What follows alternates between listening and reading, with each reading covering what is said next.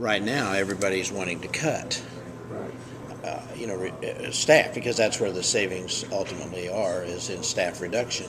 And it's so difficult for traditional people to have to cut staff because they realize that's ultimately going to impact negatively on students, because there's going to be a loss of curriculum and there's going to be larger classes and all of that. Okay, and yet in the PBL model that like Ted was talking about, where you become a generalist instead of a specialist and you're in charge of 10 to 15 kids and you can reduce your staff, now you're reducing staff and saving money for all the right reasons, because you're going to be able to offer them more. Right. I mean, it's, you know what I'm saying? Sure. So to me, that's the beauty of it. Now, like, I don't know, what did you say when you said what we're doing? The choice, how did you say that? Oh, you should have, I said we still needed those math specialists. We still needed, those that work with our special needs students and stuff. So Yeah, right now it's not at the efficiency level that we would like, right? But, you've cut staff, but then the key part is you expanded your curriculum without adding staff. So did you make sure that you had a math, science, social studies, language arts person on staff, those four? Yes.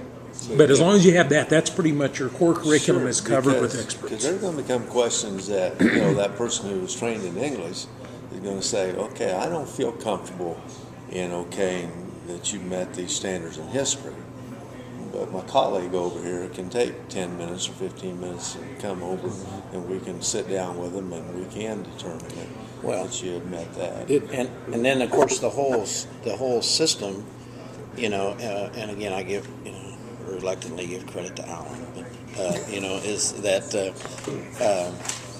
I know, when we needed to have someone, I can remember in the history world, Mike Castile would take a group of people who were out doing all kinds of different projects, and then but for some reason or other, they all kind of got to a point where they needed some knowledge in government on torts, we'll say, right? When the torts, on torts. And so he'd pull all these kids together and teach a 20, 30-minute class for 2 or 3 days, 20, 30 minutes.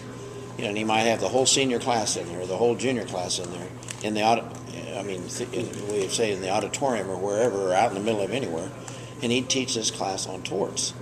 And so you don't have to have 4 sections of government to teach torts. Mike can do it, and because he is the specialist that you do have on board for the Corps, he can teach that little segment that they need to move forward then on their project and have an understanding of what that is.